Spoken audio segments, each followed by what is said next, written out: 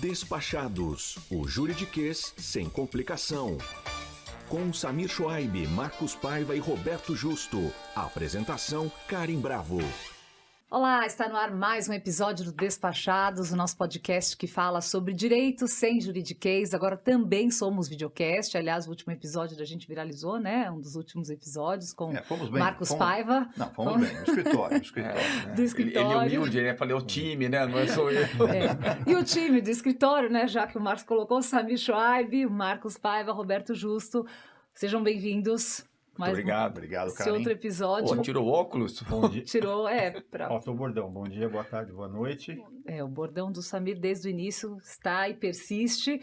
E hoje nós temos um convidado especial, o doutor Rui Celso Reale Fragoso. Seja bem-vindo, doutor. Prazer estar aqui com vocês, ao lado de amigos antigos já. Que continuam moços, que apesar do tempo que passou. É um prazer estar com vocês. Eles fazem muitos tratamentos estéticos. Eu tenho acompanhado, do Roberto eu tenho acompanhado. Especialmente. Ele pratica lá, então nós temos casa no mesmo condomínio, e eu tenho acompanhado esse trabalho que ele faz. Constante. Principalmente no final de semana, das 7 às 14 horas, lá no campo de golfe. Ele faz esse trabalho. Tá vendo? O campo não tem nada de coisinha, de botox, essas coisas. A gente troca dicas aqui também. Bom, hoje nós vamos falar sobre o abuso da desconsideração da personalidade jurídica. Doutor, como a gente fala aqui, esse programa é feito também para leigos, né, que gostam, têm interesse por direito, mas não são profissionais da área. Nós começamos sempre com uma primeira pergunta básica para a gente explicar bem o tema, para que fique claro para todos que nos ouvem e nos assistem agora também. Então, o que é desconsideração da personalidade jurídica para os leigos? Eu não vou usar data vênia, que seria a palavra inicial, né? Não, é muito curioso que o Brasil tenha adotado na legislação essa teoria. Né? Até queria contar um pouquinho da história.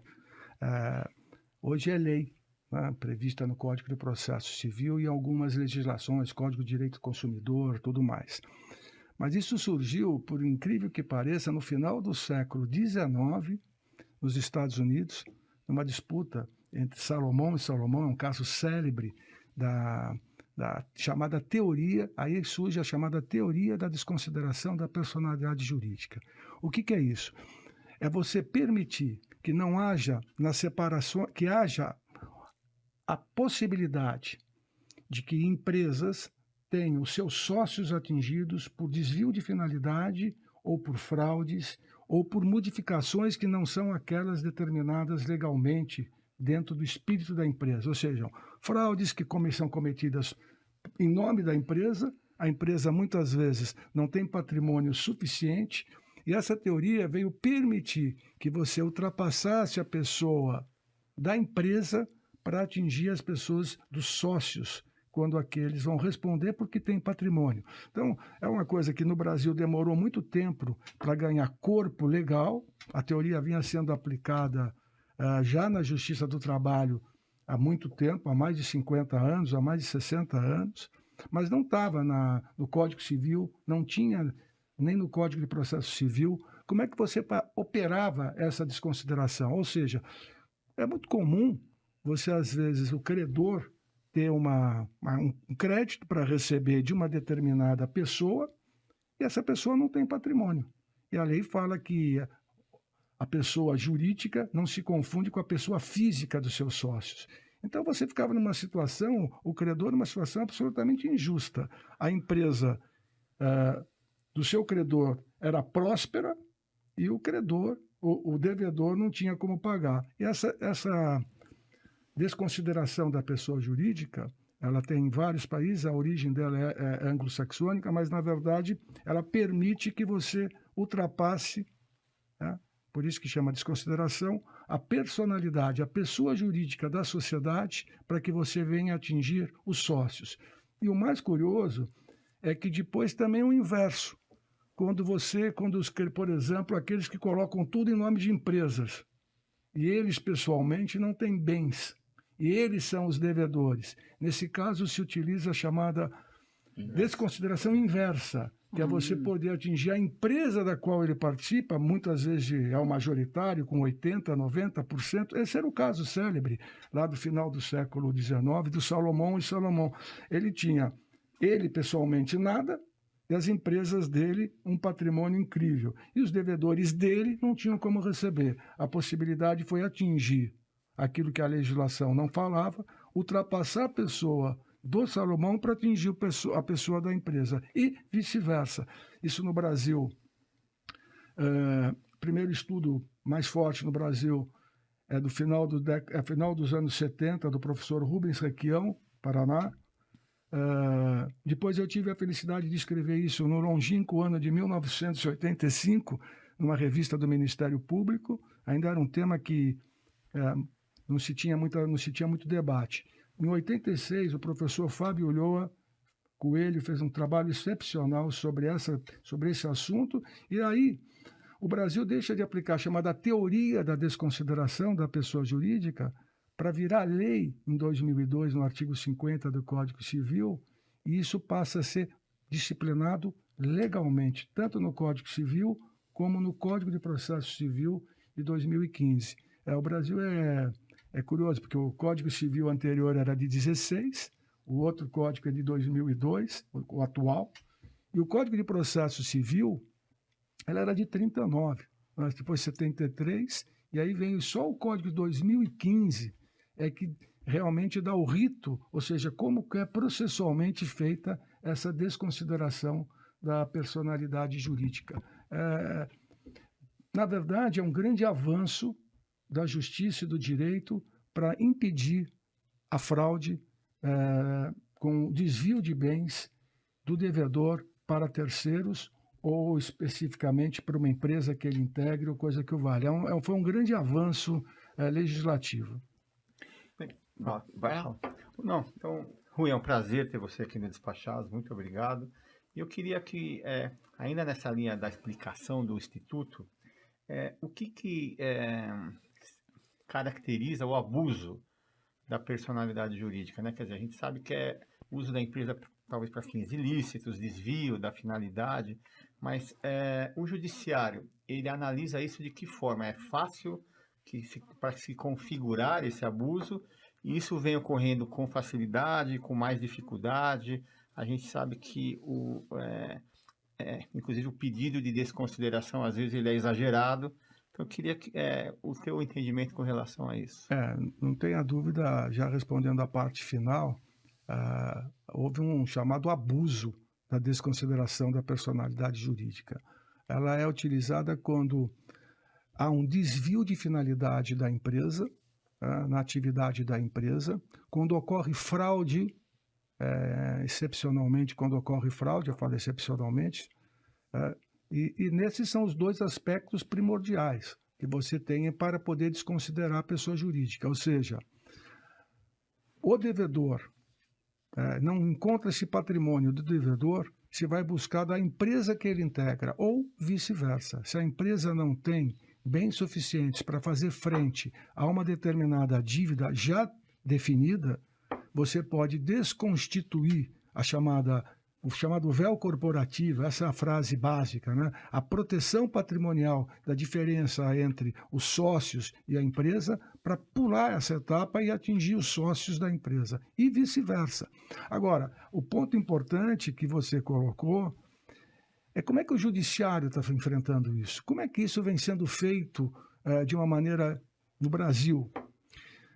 Nas varas cíveis, isso aí decorre muito também para as chamadas varas empresariais que temos aqui em São Paulo, isso vem sendo feito de uma forma sem todos os critérios serem obedecidos. Ou seja, como é que isso deve ser? O devedor deve provar, no primeiro momento, o credor deve provar que o devedor ocorreu um desvio de finalidade e que ele não tem bens suficientes, ele, primeiro o devedor, para fazer frente. No entanto, a empresa que ele integra tem bens suficientes para fazer o pagamento daquilo que é cobrado. Antigamente, eu digo antes de 2015, não havia uma citação, uma manifestação do devedor, do chamado devedor, para fazer a sua defesa. O juiz, uma simples decisão, aquilo que se chama uma canetada, determinava que uma empresa passava a responder diretamente pela dívida daquele seu sócio, sem direito à defesa. Às vezes o sócio tinha um percentual de 1%, não participava da direção da empresa, ou tinha 10%, mas não era gestor administrativo. E seu patrimônio era imediatamente bloqueado.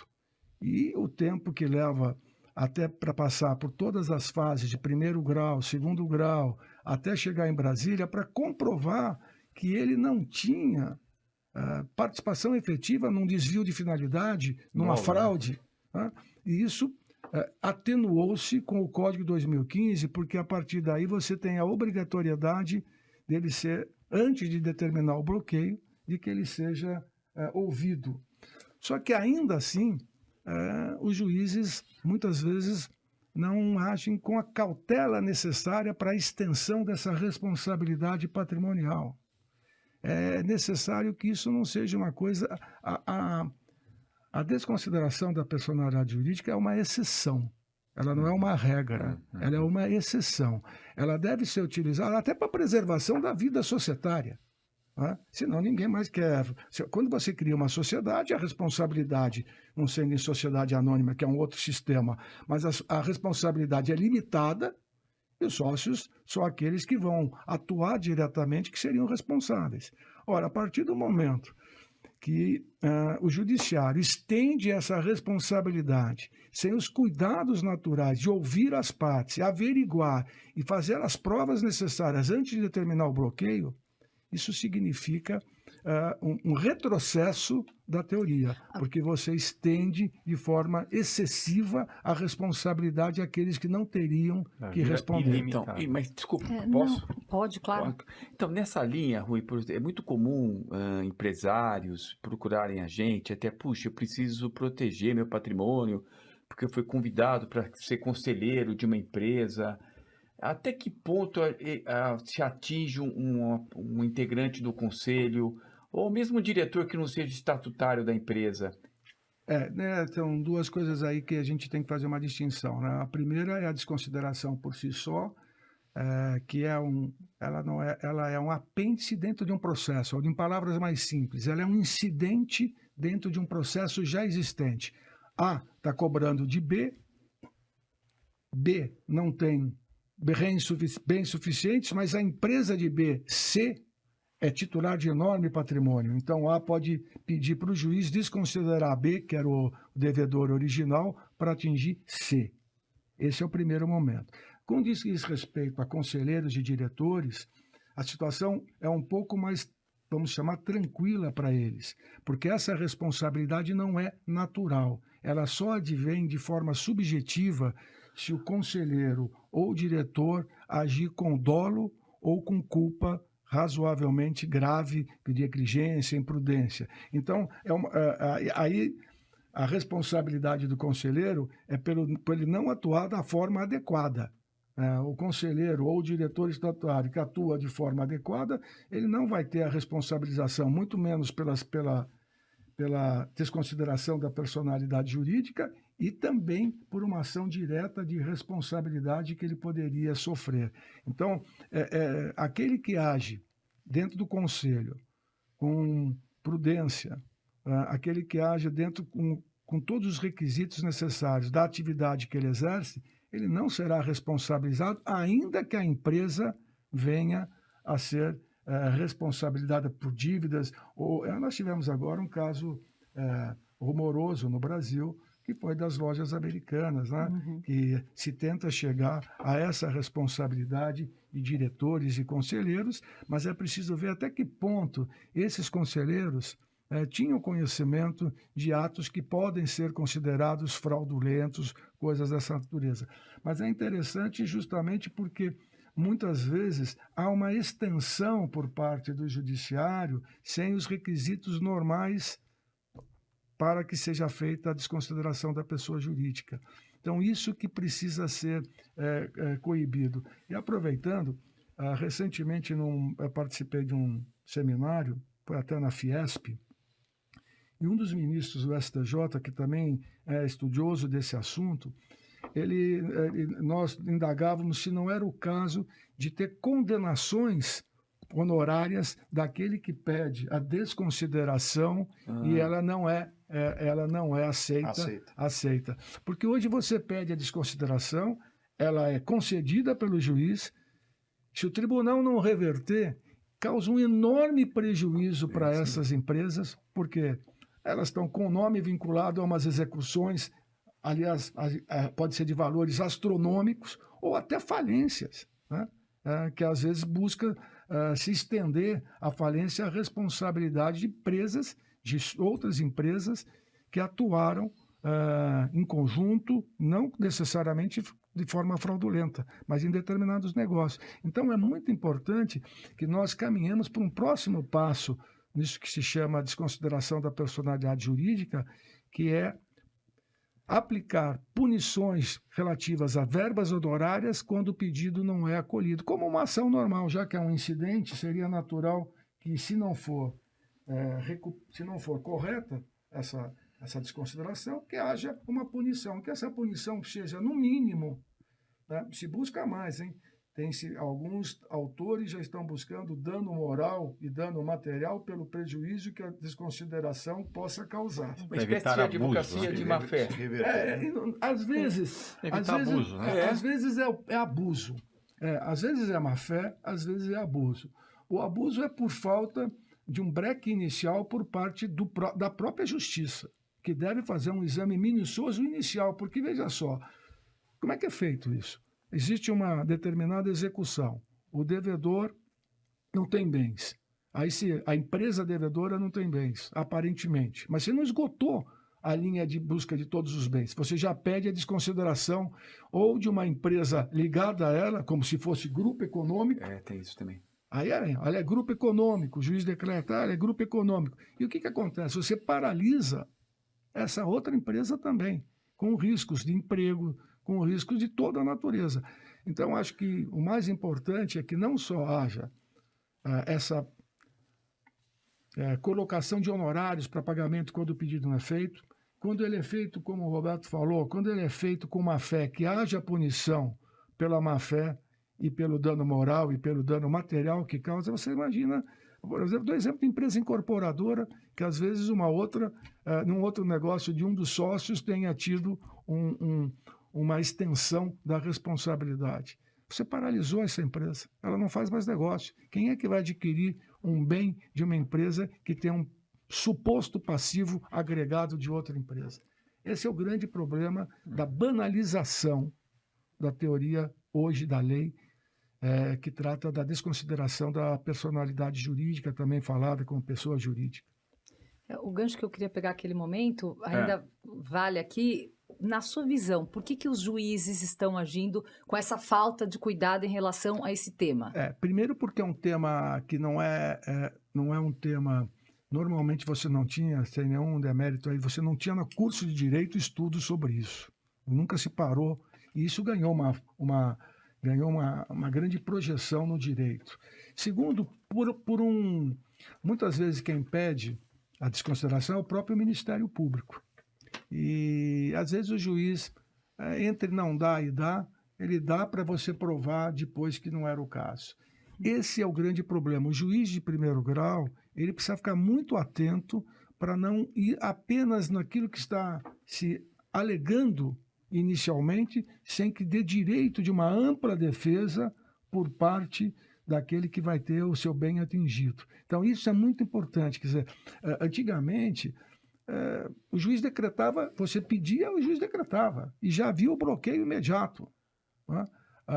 O que eu disse, a partir de 2015 houve uma evolução, pelo menos você hoje é citado. Mas há uma coisa curiosa, o ônus da prova compete a quem alega nesse caso. Claro.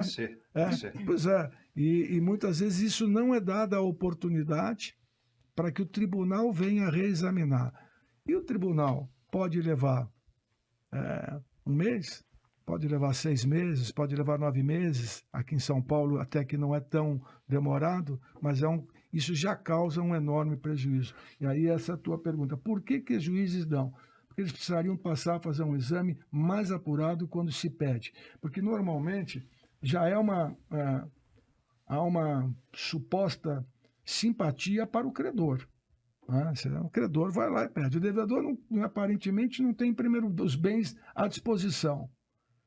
Há dificuldade de localizar os bens. Ele fala que, olha, vamos desconsiderar a pessoa jurídica e atingir aquele sócio ali. O juiz, eu vou desconsiderar, e ele faz a prova que não, quando deveria ser absolutamente o inverso. Deveria ser o inverso. Existe, vamos dizer, uma comodidade que eu acho de alguns magistrados em não examinarem com a devida cautela a utilização da desconsideração da personalidade jurídica. Oi, uma dúvida, acho que talvez que seja uma situação mais simples para os ouvintes entenderem, né? Eles têm uma empresa, que existem vários tipos de desconsideração, né? Mas vamos falar da desconsideração clássica. Eles têm uma empresa, são sócios da empresa, a empresa está devendo, não tem bens suficientes para pagar, e eles podem ser cobrados pela dívida da empresa, que é a desconsideração da personalidade jurídica. Então, acho que a primeira pergunta seria o seguinte: basta a pessoa ser sócia da empresa para ela eventualmente responder por dívidas da empresa, ou ela tem que ser sócia administradora da empresa? Ela pode ser sócia apenas, mas desde que ela tenha praticado de forma direta ou indireta algum ato que seja fraudulento ou que tenha contribuído para um chamado desvio de finalidade da empresa.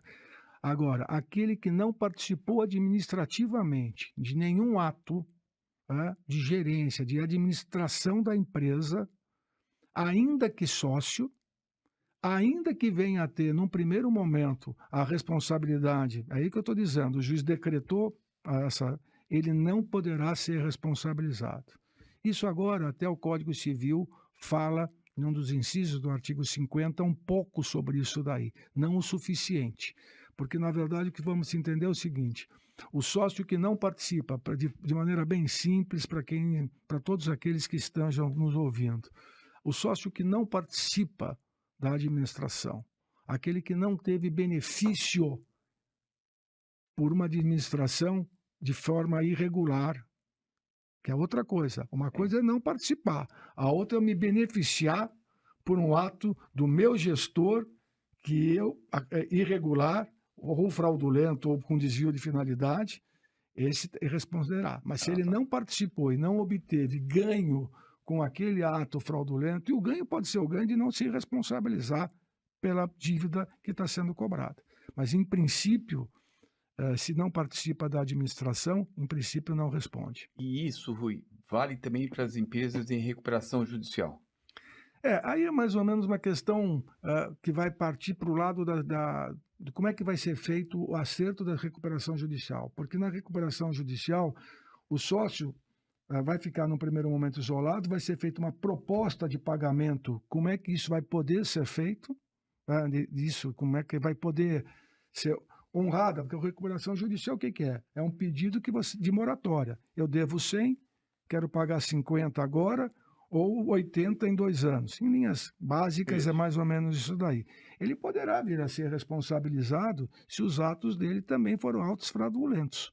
Também poderá ser responsabilizado. Só que a limitação, e também poderá, no caso de recuperação judicial, se tornar falência, principalmente estou falando no caso de se tornar falência, ele poderá também responder criminalmente, dependendo do tipo de ato praticado. Que se não for só um ato de má administração, mas com outras alternativas também que beiram a ilegalidade ou que são ilegais, poderá responder, inclusive, penalmente. Então, tem essa diferença para a recuperação judicial, onde há uma proposta de moratória chancelada pelo judiciário, e praticamente vai isolar a responsabilidade, porque você está confessando que você deve, você não tem como pagar a totalidade da dívida, mas você tem como pagar pelo menos parcialmente a dívida ou com uma moratória maior. Se você não conseguir concluir essas duas alternativas, o pagamento mínimo ou o pagamento prolongado de um valor maior, então o caso daí pode ser de convolução da recuperação judicial em falência, com todos os gravames que aí decorrem, inclusive de responsabilização daqueles ex-sócios e tudo mais. Ô, Rui, você colocou um ponto aí que eu achei interessante. Quer dizer, desconsiderar a personalidade jurídica não é punir o insucesso comercial daquilo, é punir o abuso. Exatamente. Agora, você colocou um ponto ali que você disse, bom, ok, se houve uma má gestão de um diretor, de um administrador, e eu sou beneficiado, eu sou um sócio, tive um benefício financeiro aí.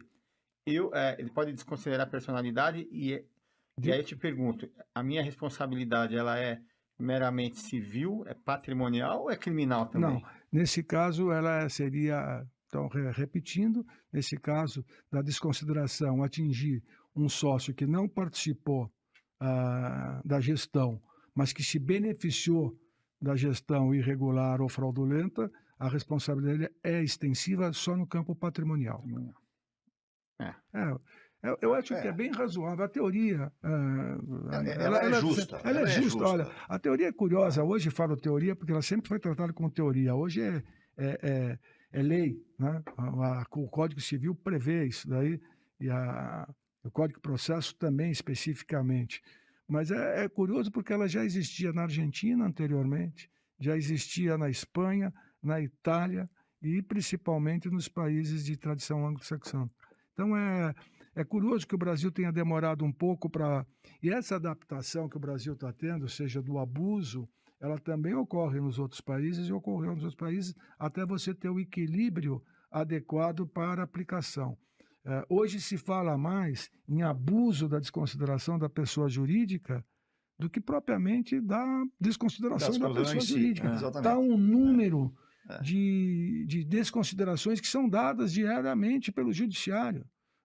Sem isso, o empresário hoje, aí se fala, por exemplo, mas sociedade anônima é diferente. Se for com ações é uma coisa, agora se for sociedade anônima fechada, pelo menos dos grupos familiares, a responsabilidade vai ser atingida da mesma forma. Mas muitas vezes inibe a criação de sociedade. E o Roberto falou uma coisa assim, o conselheiro, o diretor, muitas vezes a pessoa tem muita preocupação em assumir um conselho, e essa responsabilidade ser atingida. Há um caso clássico aqui no estado de São Paulo, quando da liquidação do Banespa, os conselheiros do Banespa, que não tinham operação direta, e naquela época não havia só teoria, a lei ainda não existia, criando solidificando a teoria. Há conselheiros da época do Banespa, pessoas que eram pessoas notórias, né, que foram convidados para ser conselheiros, ficaram com bens indisponíveis 20, 30 anos. 20, 30 anos, porque participaram de conselhos sem a formação de condução administrativa. Então, hoje muita gente fica, vou integrar um conselho, ainda que seja conselho de instituições beneméritas, essa coisa toda, a pessoa consulta você, consulta todos nós. Será que eu posso entrar? Por causa do medo de você vir a ser responsabilizado. E acaba protegendo os bens pessoais para também não ter dificuldade. E aí também tem outra coisa, né, curiosa, que não é esse caso, mas as pessoas que, por exemplo, vão partir para algum negócio e fazem, então, a separação, ou são casados, mas para não saber, às vezes faz a separação, muda o regime de bens, para daí fazer uma atividade... Separação de bens. Para fazer uma atividade mais arriscada. Mas aí não é ilegal. Você, se realmente foi feito isso de forma correta... Foi feito antes, né? Exatamente. Eu vou iniciar uma atividade... Isso é muito comum. Isso é interessante. Isso é muito comum pelo seguinte, muitas vezes, né? Casais vão me procurar e falar, olha, ele quer iniciar uma atividade, nós já temos um patrimônio, e essa atividade que ele vai iniciar é arriscada, amanhã ou depois pode comprometer o patrimônio. Então, nós queremos nos divorciar. Né? Mas vocês se gostam ainda? Não, nós não gostamos ainda. Mas eu não vou aceitar comprometer o patrimônio dos nossos filhos. Sempre a palavra é essa, dos nossos filhos. Né? Então...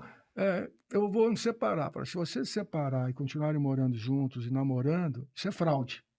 Você vai se divorciar, mas isso é uma fraude. Isso não vai adiantar absolutamente nada. No entanto, se vocês fizerem uma separação de bens e nesse momento, ele não tenha nenhuma atividade irregular, né? Você separou o patrimônio, você fez o seu patrimônio, agora passa a ser de separação absoluta de bens, e a atividade do outro cônjuge pode ser uma atividade que venha pôr em risco o patrimônio que com ele Só ficou. dele. Só Só dele. dele. Só dele. Exato. Aí sim.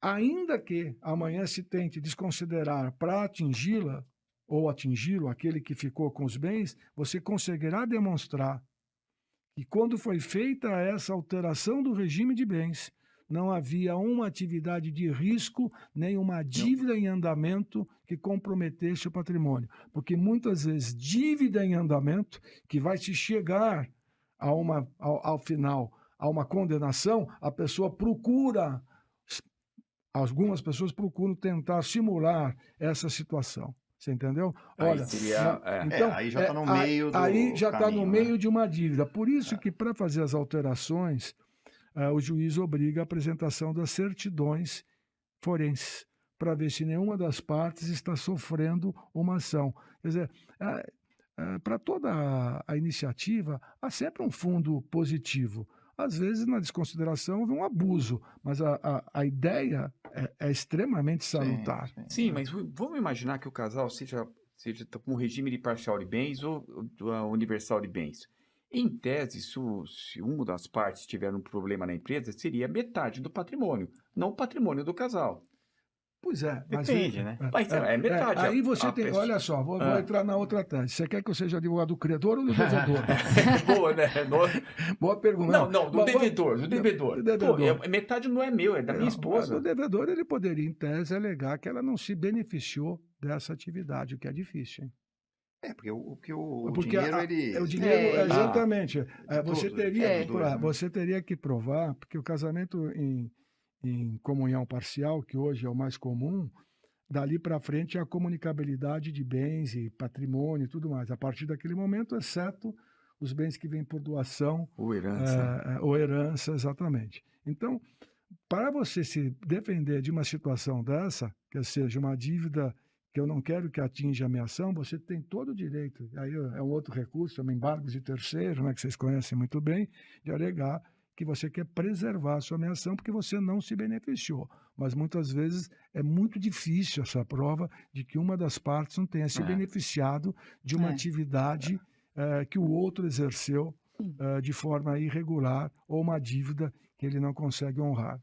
Ô, Rui, então um bom argumento para aquela pessoa que é casada, que quer mudar o regime de bens e não tem coragem de falar, é falar que foi convidada para um conselho.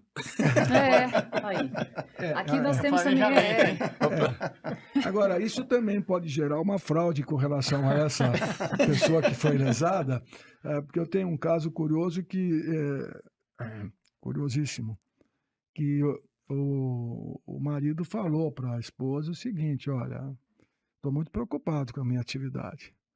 Sei lá, se amanhã pode acontecer alguma coisa, melhor a gente se divorciar, né?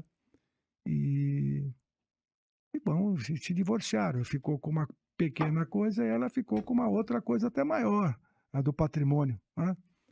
Só que separaram 3 meses depois, não só ele casou com outra pessoa, O amor é lindo, né? como também participou de um negócio que já estava sendo tabulado há muito tempo, que foi concretizado 3 meses depois, né? Então você veja o prejuízo que um dos cônjuges teve. Isso hoje vale. Antigamente falava o homem e a mulher, mas hoje não se fala mais isso. É cônjuge, porque isso ocorre de lado a lado. Né? Claro.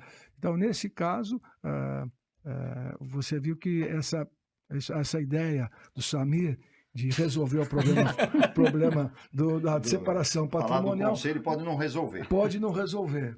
Diante desses problemas, nós temos o contrato de namoro também aqui. Fica, né? Quem quiser ouvir esse episódio, Também. não casa, Vai juntando. não tem mais Vai comunhão juntando. parcial. Contrato de namoro. Não, você sabia que o Quando Samir conhecer alguém. tá pensando em escrever um artigo? Podemos falar aqui já, a Ban Premier do seu artigo. né? Um spoiler. É contrato de sexo. É um avanço. Aí É já é um avanço do contrato de Inclusive, namoro. tem um caso nos Estados Unidos recente de uma separação que ela alega, uma das atrizes, a atriz, que ele não cumpria com com o que Sim. estava estabelecido no contrato Tá referente estabelecido, que era sexo, acho que 5 vezes por semana. É 6 mesmo? Era isso aí? no Era um- primeiro ano. Enfim, voltando Voltando ao que ao interessa. assunto. Voltando ao Voltando. assunto, depois esse vai ser outro. Um exemplo prático, até para o ouvinte também entender. Quer dizer, a empresa dele deve R$1 milhão, já um título devedora. Não tem bens. E foi provado que ele desviou R$100 mil. Então, ele, teoricamente, poderia desconsiderar a personalidade jurídica e ir atrás dele, o sócio, né? Só que ele desviou R$100 mil e a empresa deve R$1 milhão. Aí a pergunta é, o credor vai poder cobrar R$1 milhão dessa pessoa que desviou só 100 mil ou existe uma certa limitação a 100 mil? Na verdade, existe uma limitação sobre o valor do que você assumiria de risco de fraude. Benefício, De fraude e benefício. Tá? Isso existe, principalmente no processo falimentar. Eu vou dar um exemplo também. Quando há uma extensão para desconsiderar a pessoa jurídica para atingir uma outra empresa, tá? Ligada aí para daí com a chamado grupo econômico, tá? Isso, em palavras mais simples, vamos dizer, uma falência, não recuperação judicial de uma empresa. Essa empresa que está no processo falimentar não tem bens para pagar todos os seus credores, se busca responsabilizar uma outra empresa do grupo econômico para que venha responder pela dívida. Eu entendo que só na operação existente entre os dois, no caso R$100 mil, é que ela deveria responder, e não pela totalidade da dívida. Exato. Faz sentido. Mais ligado à fraude a credor. Exatamente. Existem inúmeros casos, mas veja só, aquele que requer a desconsideração, ele nunca requer, principalmente nos casos de falência, ele vai buscar o todo. Exato. Todo, e não o que foi objeto da operação. Ou seja, uma empresa comprou da outra, vamos chamar no período pré-falimentar, 5 caminhões. Esses 5 caminhões custam hoje R$5 milhões. E a falência é de R$200 milhões. Você acha que essa outra empresa que comprou 5 milhões num período pré-falimentar poderia ser responsabilizada por 200? Claro que não. Não tem sentido. Ela só teria que ser responsável pelo que ela fez dentro daquela operação. Mas, para provar isso, não é fácil. Se parar para estudar, fizer perícia, tudo mais, provar que foi só isso, só que se desconsiderou, essa segunda empresa já tem um prejuízo enorme. Claro. Porque ela vai ter que correr atrás. Ela vai ter que sair atrás, enquanto que nós deveríamos, antes de desconsiderar, essa empresa ter o direito de provar que a operação dela foi apenas limitada e não poderia abarcar toda uma dívida original do devedor. Isso. Até porque, Rui, a gente já viu no passado a desconsideração na pessoa física. Se o débito é de R$100 mil e a pessoa tem conta em 5 bancos, bloqueia os 5 bancos, 500 mil. E a dívida não tem sentido nenhum, mas aí é que o juiz ele bate. Exatamente. Hoje todos nós sabemos, ou talvez os ouvintes, aqueles que estão nos vendo, não sabem, mas o juiz bate uma tecla e bloqueia o valor total do que você CPF, tem, né? pelo CPF. Ativos financeiros. Então, você tem uma discussão, como foi dito, de R$100 mil, numa desconsideração, está bloqueado todos os 5 milhões, 6 milhões. Até você provar que só seria os R$100 mil. Porque aí, o que acontece? O juiz, como é que funciona? O juiz dá a desconsideração. Antes dele dar, ele te dá direito de defesa, obrigatório. Vamos dizer que a sua defesa, você vai ter que fazer prova. Ele, então, antes de ter a prova determinada, isso está ocorrendo muito no Brasil, muito em São Paulo. Antes, você requer a prova, ele decreta para você, aí você tem que fazer a prova com a desconsideração concedida. Aí já criou-se um enorme obstáculo para a atividade dessa empresa. Então, quando você me perguntou, olha, por que os juízes estão dando? Né? Eu falaria o seguinte, por essa pressa de querer resolver e apressar logo para ocorrer o pagamento e tirar o processo da frente. Até porque tem que... a gente sabe a quantidade de processos e o ritmo, né? É muita coisa. Mas, não se justifica, não. Né? É aquela história, né? Hoje nós temos todo o debate com presidente de tribunal, seja do Supremo, do STJ, dos Tribunais de Justiça, eles começam no número de processos existentes, né? A gente tem que entender realmente que existe um número de processos existentes. Mas, por outro lado, isso também não significa que nós, os jurisdicionados, todos nós, tenhamos que suportar essa situação de demora, às vezes absurda, para resolver um problema dessa natureza. Você quebra uma empresa, se a desconsideração for concedida, e ainda que amanhã venha a ser provada, você não consegue recuperar essa empresa. Já foi o prejuízo, né? Muito bom. Tem mais alguma dúvida? Não, tá. É que tem muito assunto, tem né? muito Mas assunto, enfim, o Quanto tempo tempo é é curto. desbloqueado? Então, graças a Deus, o escritório está indo bem, não tem nenhum problema. Agora, o tempo, existe uma estimativa de tempo desses bens bloqueados? Isso depende muito, varia demais? Assim, vamos por etapas para a gente entender. Se o juiz concede para o tribunal reverter isso, é uma coisa que não leva, aqui em São Paulo leva de 6, 7 meses. Embora esse período seja muito difícil. O mais crítico é quando o tribunal convalida a decisão equivocada do juiz. Né? Quando convalida a situação equivocada do juiz.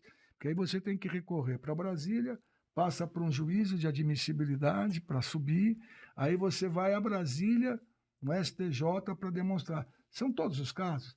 Não são todos os casos. Não estaria correto eu falar que são todos os casos. Mas aqueles que vão ser alterados pelo STJ já causaram, depois de 3, 2 anos, um prejuízo irrecuperável para aquele que teve a decretação da desconsideração da personalidade jurídica. Por isso que é importante a evolução, talvez aqui estejam nos ouvindo os futuros legisladores, para que possam, não só o legislador, porque é a própria jurisprudência que começar a criar a punição quando o pedido não é concedido. Ou seja, num primeiro momento, uma punição de verba honorária relativa àquilo que você busca, né? Isso não é defesa, isso é para inibir o abuso. O abuso. E o segundo momento é quando o abuso for claríssimo, né? Que você tenha a punição não só dessa verba de honorários, mas também a punição por má-fé, dano moral e dano material. Isso é imprescindível e eu acredito que nos próximos anos nós teremos uma consolidação dessa situação justamente para evitar o uso indiscriminado da desconsideração da personalidade jurídica. Até como um instrumento de coação, né? Não pode ser Na verdade, aquilo que deveria ser, né? E é um instrumento real para você atingir a fraude, o desvio de finalidade, ele passa sendo utilizado de uma forma banal, como é uma busca desenfreada para se encontrar uma solução financeira. É uma coação, né? É uma coação. E isso daí, muitas vezes, traz um prejuízo que você não recupera mais, principalmente para aquele que teve injustamente o seu bem bloqueado. Foi uma última pergunta minha, né? Claro, o pessoal está aqui, fazer outra se quiser. A justiça trabalhista... Obrigado, Paiva. Eu dou essa liberdade. Puxa, que bom. A justiça trabalhista, ela sempre foi flexível com relação a esse instituto da desconsideração. Quer dizer, ela já fazia isso. Exatamente. E faz de uma maneira mais, vamos dizer assim, à vontade, né? Mais à vontade. Antes mesmo de nós termos a consolidação da teoria da desconsideração da personalidade jurídica, né? No Brasil, em 2 etapas. Primeiro, a jurisprudência começando a aplicar no início dos anos 80, depois consolidando definitivamente a partir do Código Civil e do Código de Processo, aí já está mais do que consolidado, de 2015, a Justiça do Trabalho já vinha declaradamente trazendo a responsabilidade sistemática do empregador pelos atos da empresa. Sistematicamente, isso vinha ocorrendo de forma direta e eu não vejo modificação nenhuma nesse sentido atualmente. Você não consegue fazer de forma eficaz essa demonstração preliminar na defesa que você tem, e isso é dado de uma forma corriqueira na Justiça do Trabalho há muito tempo, ainda agora com um pouco mais de cuidado, mas ainda é dado. Agora, o que também nos... Porque aí é uma relação, a empresa não paga, se atinge você vai buscar o seu empregador e diretamente com o empregador você nem vai esperar toda a tramitação do patrimônio da empresa. Você vai buscar direto o patrimônio do sócio da empresa o que nem sempre é o correto, o adequado. Né? Entendido. Bom. Mais Muito alguma bom. questão? Não, Muito excelente. bom. É uma aula. Excelente. Nós Uma falamos aula. sobre o abuso da desconsideração da personalidade jurídica, que no início parecia complicado para o leigo, mas ficou claríssimo aqui com as explicações do doutor Rui Espero Fragoso. que a gente não tenha falado em linguagens que sejam compreensíveis apenas Foi muito bom. Não, por foi muito bom, advogados, excelente. juízes e tal, né? Que o público em geral conheça e principalmente que as pessoas saibam, aqueles que vão aplicar a desconsideração, que vão estar nos ouvindo também e nos vendo com certeza, tenham mais cautela no uso da desconsideração da personalidade jurídica. Justo, você entendeu? Vamos Sim, encaminhar entendi. para os juízes Então ficou conhecidos. Assim, eu não sabia que tinha essa parte. Você vê esse bullying é de diário, viu, Rui? Se ele entendeu, foi claro. Doutor Rui Fragoso, muito obrigada pela presença novamente aqui no Despachados. Foi uma honra recebê-lo. Foi um prazer muito grande estar com os amigos aqui, amigos antigos, e um prazer muito grande estar com você também, amiga recente. Obrigado. Muito obrigada. Obrigada pela presença. Obrigado. Samir Schwaib, Marcos Paiva, Roberto Justo, até a próxima. Muito obrigada Obrigado. pela ótimo, muito bom. participação. Foi muito legal. A gente te espera no próximo episódio do Despachados. Até lá.